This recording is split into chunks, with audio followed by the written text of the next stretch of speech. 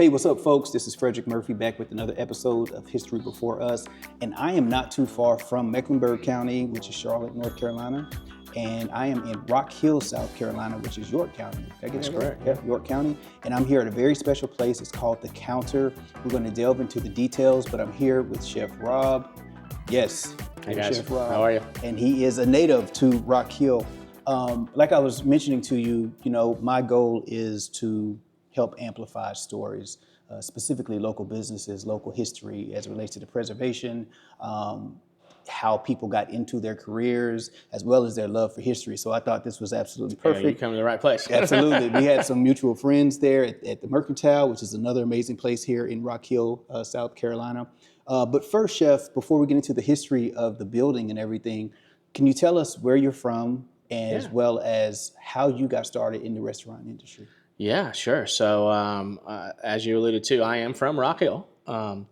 So I think I moved here when I was 3. Okay. So for me, I wasn't born here, but hey, it's home. I went to elementary school, middle school, graduated Northwestern High School in '97. Left here, did a little time in Columbia, Charleston, ended up landing Raleigh, ended up landing on the other side of Fayetteville, North Carolina for about 10 years, doing a lot of work for the high brass on Fort Bragg. Okay. Kind of ended up taking a consulting / executive chef position to build a spot in Charlotte in 2012. And that kind of brought me here, but I'll back up a little bit. I started cooking, and my passion for cooking and what really got me excited about this for a living is when I was 5 years old, I was cooking with my grandmother. That's and now normally people are told to get out of the kitchen. Listen, I was sitting on the counter. So my grandma is 98 years old. Oh, she's still living? Okay, she's still dope. here. Nice. She will tell you that I was sitting on the counter telling her how to make the cookies. Now I had no idea what in God's green earth I was talking about, and I'm sure she probably told me to get out of her way a few times. But you were resilient. You stayed. Yeah, and so then my mother cooked when we were young. When we weren't on the baseball field, she was in the kitchen. My grandmother obviously loved to cook. So it was just always kind of instilled in me. And then I think I took my first job when I was 12 or 13. My parents knew the manager at the Pizza Inn on Cherry Road. Not Pizza there anymore. Inn, man, that is a blast from the past. Blast from the past. There's been a few things in that building since then, but I learned how to wash dishes and make some pizza dough eventually. And that just kind of sparked hey, this could be cool in like a professional setting, and I can make money doing this. Sure. So again, just kind of worked my way up through the ranks, graduated high school, ended up in Columbia, Charleston for a little bit. Which one of those two did you like best? The food scene in Charleston is definitely, it's amazing. We could spend a whole episode talking about that. That's true. I'm a huge Gamecock fan, so that didn't stink to be down in Columbia. And their restaurant scene has picked up tremendously. Tons. Yeah, the Vista's down there. Listen, it's changed a lot since I was down there. I feel like that was like 3 lives ago that I was there. It was many years ago. There's this place I like to go called Trevina Kitchen. I believe it's Trevina Kitchen. That's really nice. Yeah. My brother and his wife frequent there. Okay. But so ended up landing in Raleigh, and then took an executive chef position in Fayetteville, and then opened my very first restaurant in Fayetteville, North Carolina. Wow. And that was a train wreck. So I got involved with some bad partners, and that really soiled my taste for partnership in business. And they went to jail for tax evasion and all things. Wow. And I knew nothing about it, and so thank God that I took a job as the executive chef. From there, I went for a catering event business, one of the largest on the Southeast, and did that for about 10 years, doing a lot of high brass stuff. Ended up being invited to do Iron Chef in Kabul, Afghanistan. So I went and competed on a show called 59 Minutes, and that kind of spiraled into a job offer in Charlotte. So that's kind of how I got back to this area. And then I started building relationships back in Rock Hill. Yeah. My parents both passed when we were young, so I didn't have a lot, of ties to Rock Hill any longer. But we started building relationships with different nonprofit organizations and different things that my catering business was actually catering for, and just reconnecting with some of these folks that I hadn't seen in, so many years, or knew my folks, or what the case was. So coming back to Rock Hill, right? And I'm assuming that your parents were here in Rock Hill. Was there any reluctancy just based on the fact that you had lost your parents and, now you're injecting yourself in a community where their footprint once was? I mean, I think at the beginning, at the very, very beginning, there was just some sort of unrest or a little unsettlety, just not because of anybody in particular. It was just, I didn't have anything to come back home for. Gotcha. And the last memories I had, or a lot of the memories I had from, a child and a teenager was them being gone. Yeah. And so yeah, it was a little nerve-wracking at first, but man, I got over that so quick. Yeah. So many people so many years had passed since I've been, 15, 20 years had passed since I've been, gone. And so many people still remembered my parents. And not necessarily me, but my parents. And they were like, oh, Masone, oh, blah, blah, blah. And so, that was really cool. That speaks to legacy as well, right? For even to this day, 100% speaks to legacy. Even to this day, I'll walk through the dining room, talk to tables, and I'm like, I knew your mother, or I knew your father, and yada, yada, yada. And it's really cool because this was so many years ago. They've been gone a long time. But so that kind of creating those relationships and hearing these stories about my parents, and that made me feel a sense of comfort, of course. That was kind of how I got back to like this area. Okay. Now I do have a couple spots in Florida as well, and I was traveling in Florida, and my director of operations called and said, hey, there's a spot in Rock Hill, an event venue in Rock Hill that I think you might want to go see. And it's up for lease. And I said, okay, let's go take a look at it. Because I'd always wanted to have not always, but once I started getting my footprint back in, we were based out of Charlotte. And we were doing the food truck thing, and the catering and events were based out of Charlotte, and the warehouses were in Charlotte. And so, the monster was rolling in Charlotte. And so I said, great, when we get back, set it up, and when we get back in town, we'll go take a look at it. So we came in off of White Street and to what was the old Palmetto Room. And well, let me ask you this. Yeah. Downtown Rock Hill now is burgeoning. Oh, yeah. Right? At the time when you did come back to look at the building, did you see the potential in it automatically, or was it something that had to grow on you? So my brain thinks in cups and quarts, right? I'm a chef. So I think that I walked in through the back, and I didn't know where I was at first because I didn't come in off of Main Street. So I was a little off pace, and I came in and I was like, oh, well, we could redo this room. It would be cool.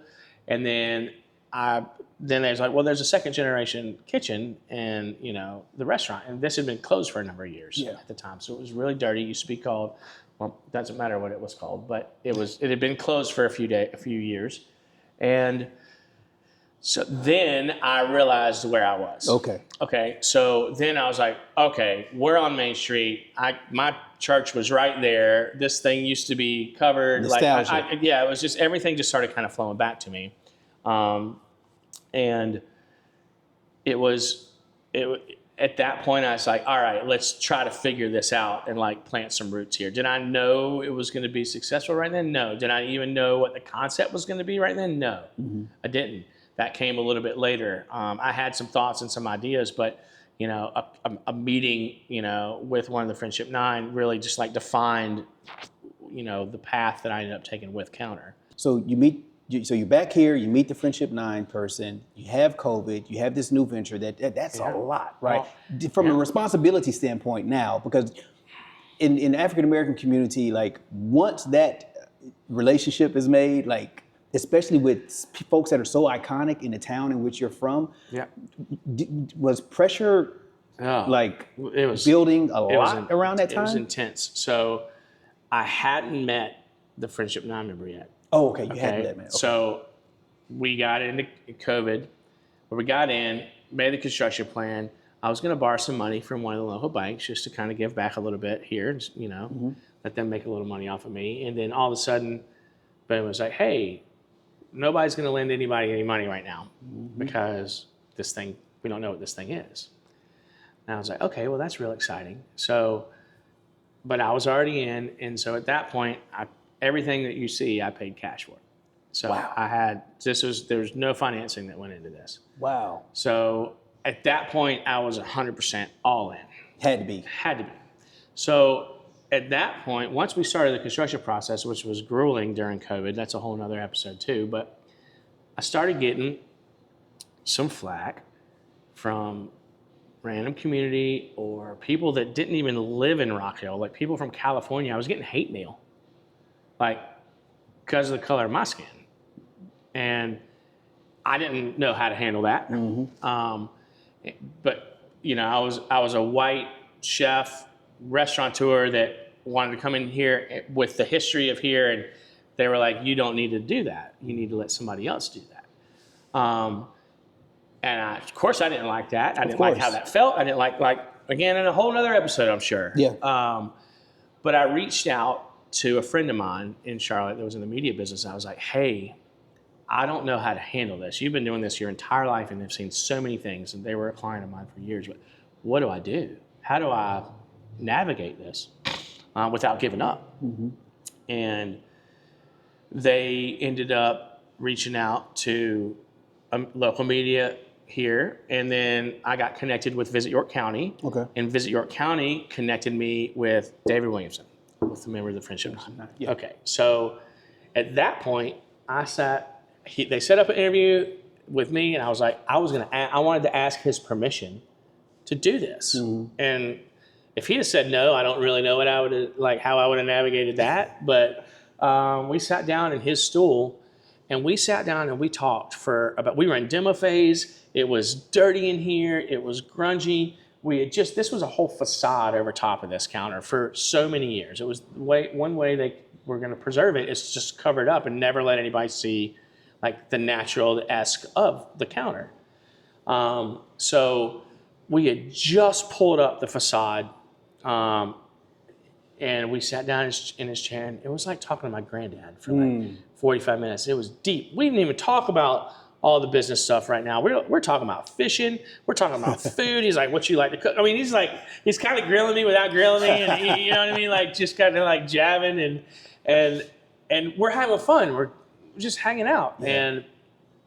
But the whole time we were hanging out, his hand was just doing this on the counter because he just hadn't seen it in so many years. And the whole time, subconsciously just doing this. And that's the moment that the light bulb went off and I went, we're not covering this thing back up. We're going to make this a focal point of the restaurant. We're going to create a chef's table at the counter. We're going to encourage our guests to sit here. We're going to talk about the history. We're going to be about the history. We're going to engulf this instead of trying to just make this something else. Prior to that, did you have an affinity for history, or was history something that was your least favorite subject in class? I always loved history. Okay. But was I digging into it? Was I looking for this? No, this was a God thing. And you didn't know about the Friendship Nine prior to? Yeah, of course. No, of course so I did know about it. It wasn't, we learned about it in school. Yeah, okay, so you did. Yeah, that's good. But it wasn't like it should be. And I don't know that it's still like it should be. But because this is a big deal that happened This here. is huge. Yeah, it's huge. John Lewis first drew blood. Blood was drawn here by a Klan member in Rock Hill at the bus terminal. Yeah. You're right. Yeah, no, this is huge. Yes, it is. And I really developed a love for the history of the Friendship Nine. I developed a passion for talking about it. I'm a firm believer that history will continue to repeat itself if we don't continue to talk about it. Now that's the good and that's the bad. And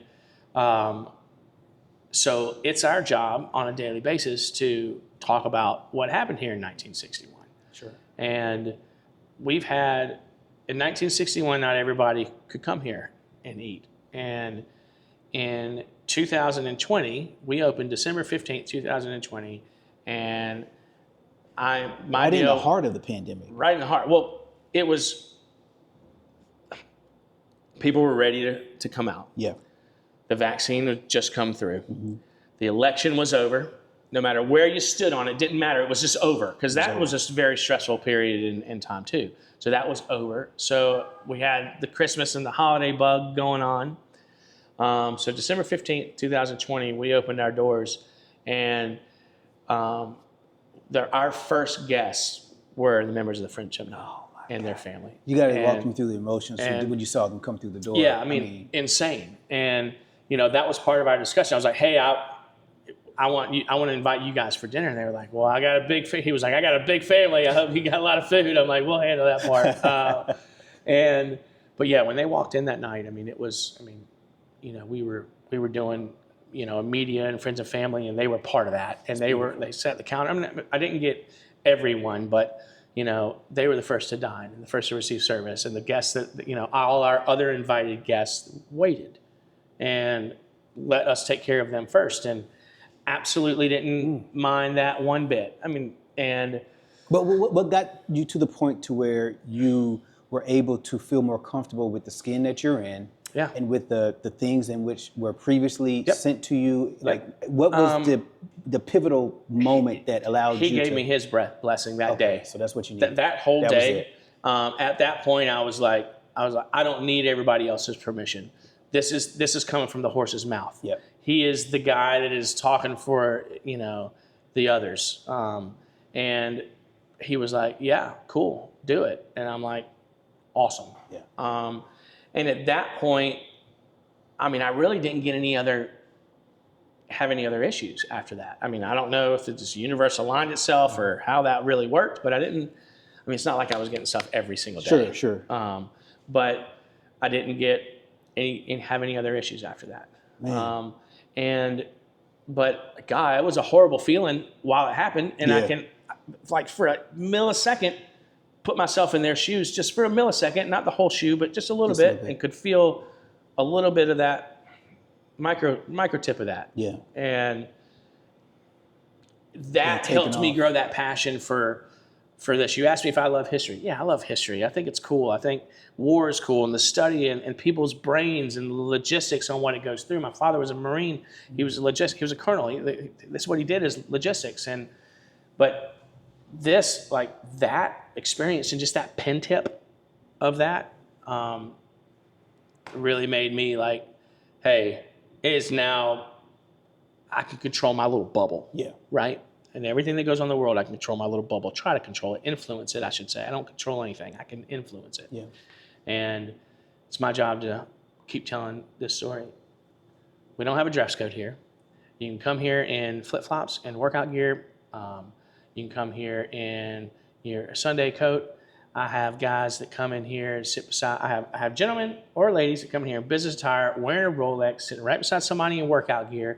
They may or may not know the history of where they're sitting, and grown men have walked out of here crying. Once they understand what happened in those stools, and their feet are on the original footrest. They're sitting in the original stool. Yeah. Like, it's deep. It's deep. And it really wasn't that long ago. No. It really, really wasn't. If you really turn back the clock, these guys are still here. A couple of these guys are still here that are talking about this. Yeah. It's a huge deal. Do you mind if we walk over here to of course. Because I want to now kind of explore your thought process with the design and everything, right? So, of course. As you all heard, he funded it. This was independently funded. Right? There wasn't any money from the city or any of that, right? He was like, I'm breaking bread out of my own pocket and making this happen. So there's a lot of unique features about this. Now, this is the original counter here, right? So it starts right here. So this is only part of the counter. This is all that's left of the counter. This counter was triple the length once upon a time. Okay. The kitchen wasn't right there once upon a time. It was kind of behind here. That was, where the ladies were doing the... We do have some old photos, but it's the typical lunch counter. So they're doing dogs, and they're doing burgers, and they're doing floats and ice cream. And So yeah, this was it. So we built this. We added this stainless steel and these red chairs just to give it a cap and to make sure that we could, differentiate like the old and the new. Yeah. And this is the original countertop. Now this is a pink Formica top. We brought in a special company that does a special epoxy process. Traditionally, epoxy, you're going to scuff up the surface so it'll stick. Yeah. Well, we obviously didn't want to do that for this, so we brought in a special company to do this epoxy here. And but you can see the original nail holes, the original imperfections there. Yeah. There's actually a where it is right here. There is a stain from where somebody set down a pot of coffee. I'm pretty sure that's what that was. Yep. So we wanted to leave all of these things. Yeah. I felt like this counter was a little bit narrow for our dining experience. And so we built this 27-foot chopping block back here, just so we could have more room for my plate package and just like the glass package and things like that. So, this is, from what I'm told, this is the only working lunch counter left in the country. Wow. So now there's others in museums and stuff, but this is the only one left working. There was another one and it closed down and something happened in COVID. And you did something very special with these chairs as well. Yeah, so these chairs are the original stools that the gentleman sat in. They're tagged in the back, and we're working on getting some new tags, but this is how the gentleman's name are in the back, on the back of each chair. Yep. We've also got them engraved into the walls behind us over here, just to kind of go in order as well, so the folks that are dining in the booth can understand kind of where they were sitting. There's some continuity that's there. That's right. Now, was the thought process of doing all of this, was there a team, or were you collaborating with the gentlemen that were still around the friendship line? There wasn't a whole lot of collaboration with them around it. It was kind of like, hey, can I do this? Can you give me permission to help? Now, the city had come in prior and had the stools here. Okay. And so I didn't have to, of course we took them up and we did all the things, but I didn't have to go hunting for them. Good. Which was huge. This was just all covered up. The original tile is under here, which was really beautiful, but we couldn't match it. Oh, okay. And under the white tile. Okay, under the white tile. But this is the footprint of like where that mosaic tile was. But see, behind here is a little action chef station. So we do all of our desserts in the dining room, and we do some of our appetizers and different things, and that tuna. Is here. Yeah, that's tuna. right. Golly, it's good. So this in essence is a chef's table. Yeah. So like tonight, I've got a group that's coming in, and they've got a 6-course dinner that's off menu that we're going to do right here that I'll do right here. So this is a way to make that the focal. We get the focal point right here. So this is not just an afterthought. Yeah. Or a place to sit and order food from the kitchen. There's a show that goes on here. It's a whole cultural experience. It's a whole cultural experience. That's right. So when you were sitting down and talking with some of the folks from the Friendship Nine, and they were expressing to you the lived experiences that they had, were you just like a kid in the candy store at that point, thinking back to grandma, even though of course she's still here, but just being back in a space of food, what were those moments like when they were expressing to you everything that transpired, and then you both of different ethnic backgrounds or what have you, being able to share the same space without the visceral hate that was happening during the time? Well, that's what I grasp out of it the most is being able to share this space and respect this space. You mentioned energy earlier. You're an energy guy. Yeah. This space has its own energy. It does. This entire building, we've come to learn, has its own energy, and it's something that has to be respected. We're very meticulous about. I'm very meticulous, I should say. That these chairs have to be dressed just like they are at the end of the night, every single night. Not because I want to see them in a line, but because when the gentleman, I feel like it's going to sound weird, but when the spirits of folks come in, they need to be, the seats are ready for them. Yeah. They're ready for them to sit, and they can hang out and do whatever they want to all night. Yeah. But it was moving to hear so many. I've listened to them talk and speak. We had CBS in when we got there. We've done so.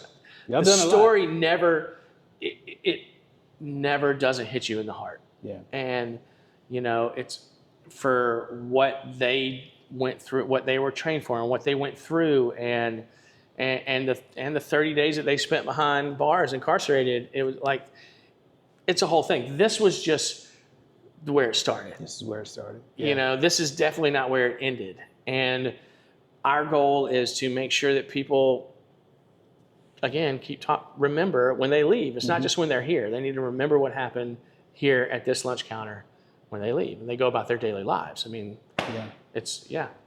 So when people come in that may remember this place back in its days of glory, if you will, white folks that come in and they see it restored, and even black folks as well, and they see it restored to the way, not fully how it was, but there's elements of it. What are some of the things in which they express to you? Well, they're thankful. Sure, absolutely. They're very grateful for what we've been able to do, and for the team that we have, and for the knowledge that each of our team members has. They don't talk about the negative things that happen here. They talk about how they came when they were a child and got ice cream, or how they had balloons that they would pop behind this counter, and there would be a prize in the balloon, and just so many like little unique stories of like what actually happened here so many years ago. Or folks would be like, gosh, my grandmother used to bring me here for a snack, for a hot dog. And then we've got folks that come in that went to Friendship or that went to Clinton, or and their experience, their conversations are, wow, it's gorgeous.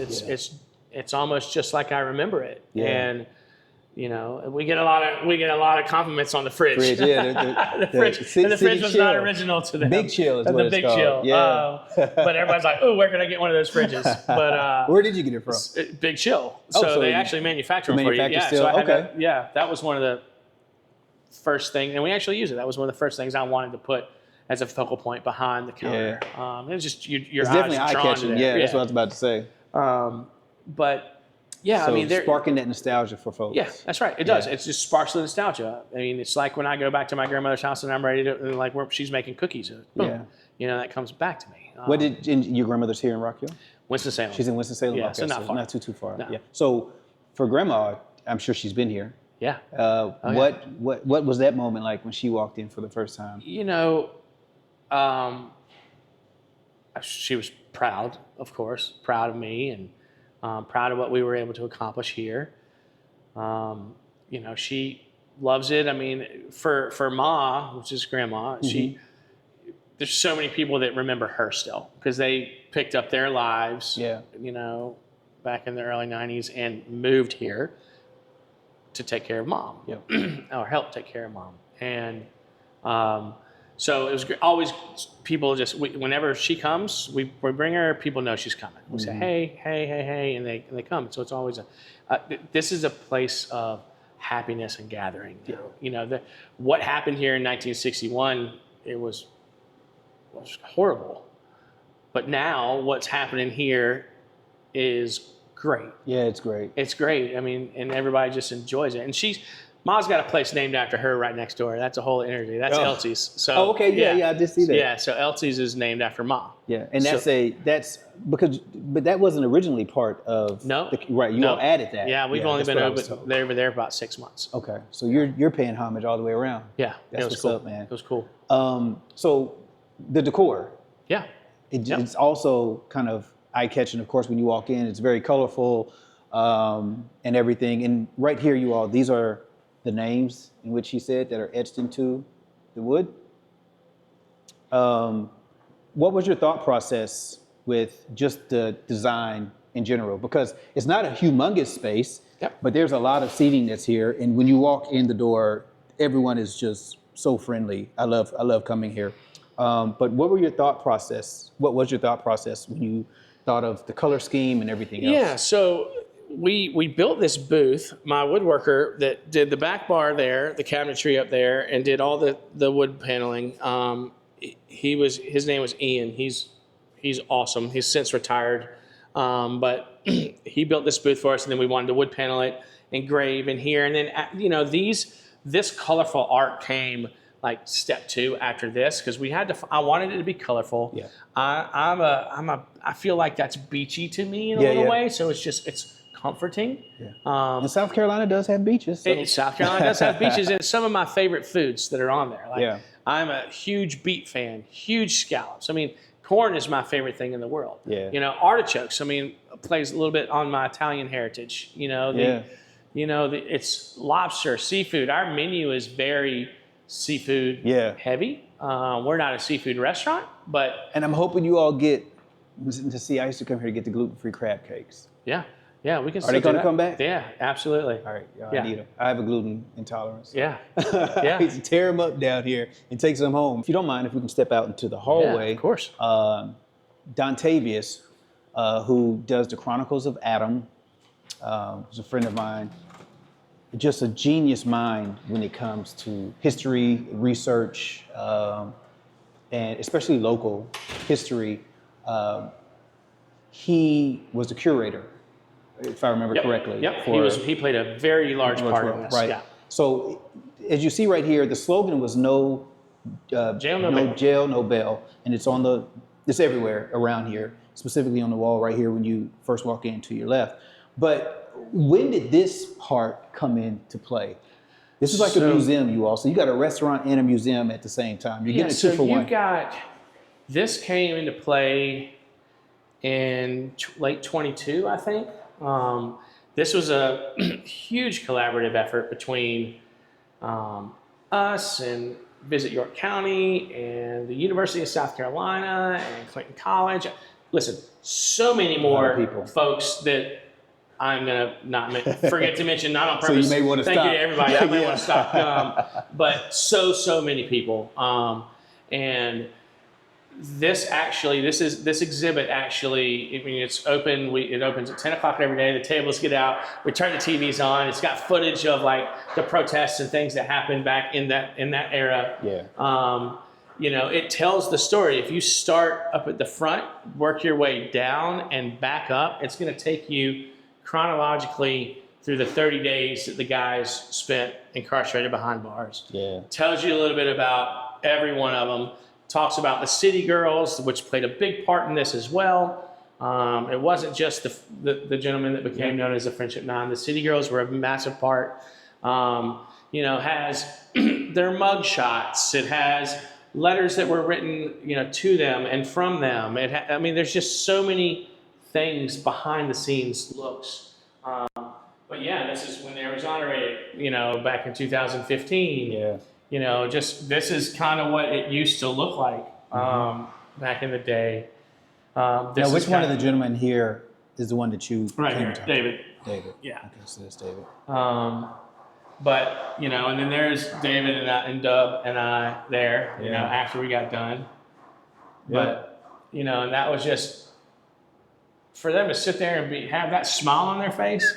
A lot of people don't get these opportunities, man. And, you know, the thing about it is, there's so many people in various communities that have just done extraordinary things that I've talked to some and they looked at some of the things they did as very minuscule. Mm-hmm. And I'm just like, to me, you changed the landscape and the culture of a whole city landscape, right?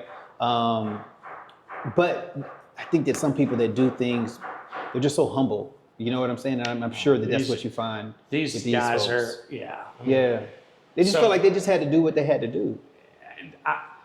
They didn't realize it all. They didn't realize all this was going to happen. Yeah. I mean, they've said it themselves. We had no idea that like this was going to play out like it did. Mm-hmm. It's not why they did it. Yeah.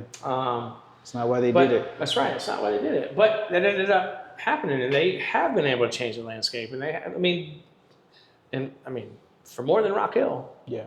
But this is just, you know, Rock Hill embraced this a long time ago, and I'm just happy to be a small part of continuing to tell the story. Yeah.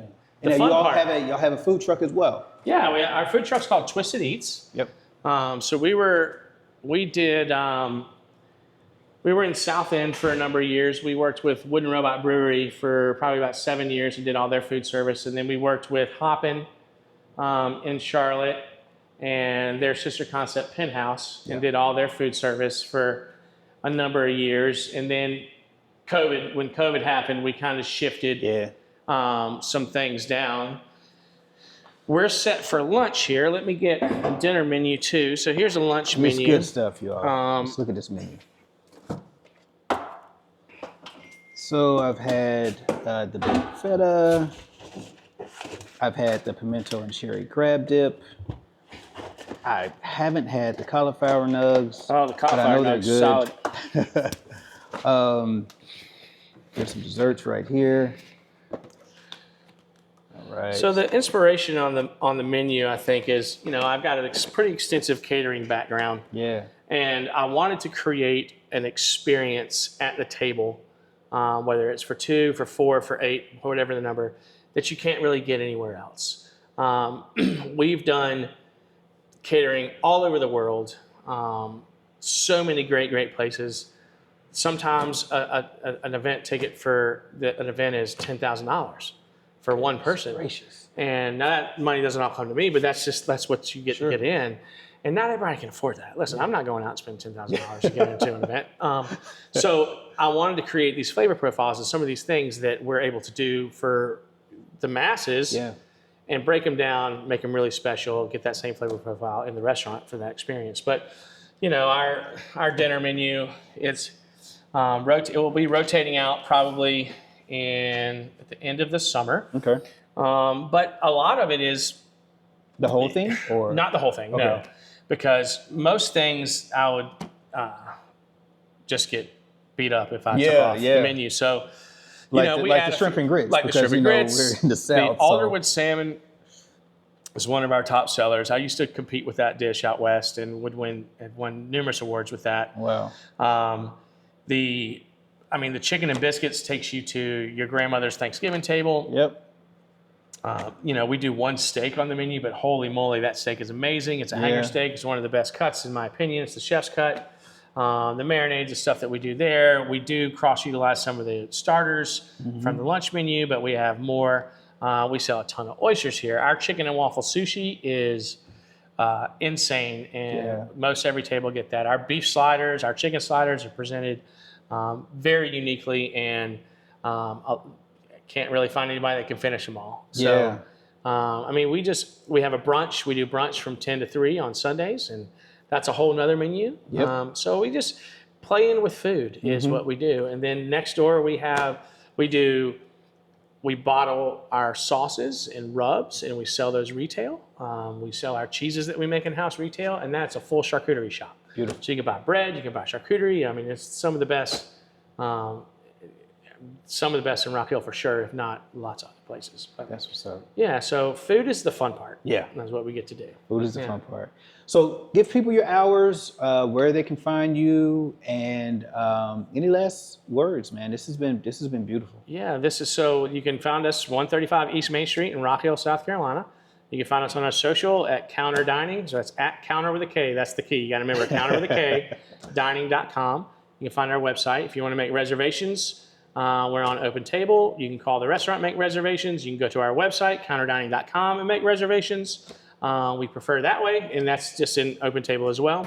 But it's we're open. We're closed every Monday. Yeah. Exhibits closed on Mondays.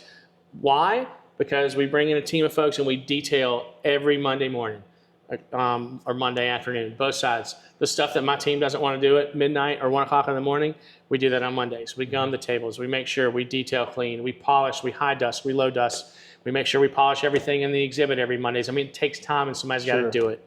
So don't come see us on Mondays. But Tuesday, 11 a.m. to 3 is lunch. 4 o'clock we start dinner, 4 to 10 o'clock. On Tuesday, 4 to 9, Tuesday, Wednesday, Thursday, we're open until 10 o'clock on Friday, Saturday, and 8 o'clock on Sunday. So you can find all that information again, www.counterdining.com. And this has been great. This has been fun. Absolutely, Do I have anything man. else to leave you with? And, come see us. Come see us. Great culinary, great cocktail program, great mocktail program. But come see the history. Come see what happened here. Learn about it. Be about it. And if not, then come grab a great meal and a great experience. Hop over to Elsie's and do that, or one of our great neighboring businesses on Main Street. That's what's up, man. I love it. I love it. So listen, like I always say, thank you for joining me. If this is some content that you like, please make sure to subscribe and share, and come down to Kounter with a K. It is an absolutely amazing site. The food is amazing. I wish they were open now because I would grab something. However, they got a couple more hours. But downtown Rock Hill is definitely starting to, get some hustle and bustle about it. Greenville would be a great model for it to, model itself after, because downtown Greenville is definitely reinvigorated as well. History before us. Subscribe and share with your friend. Peace and blessings.